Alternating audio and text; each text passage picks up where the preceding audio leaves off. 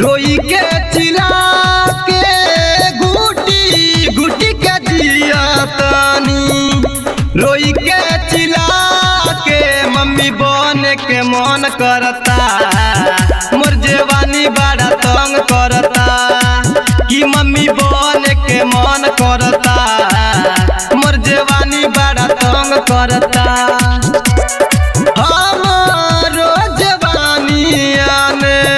बन करता हमारो जवानियान बन करता, मम्मी बन के मन करता, मोर जवानी बड़ा तंग करता, कि मम्मी बन के मन करता, मोर जवानी बड़ा तंग करता।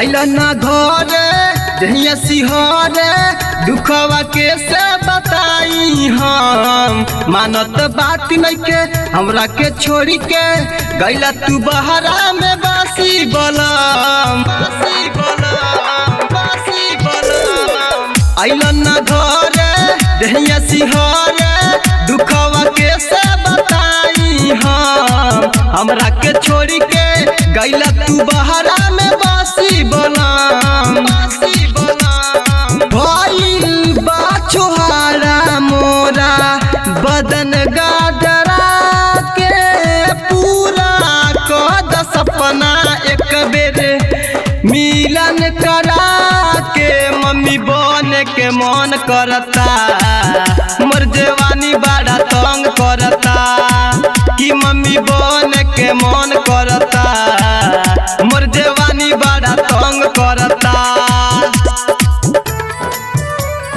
तंग करता, तंग करता।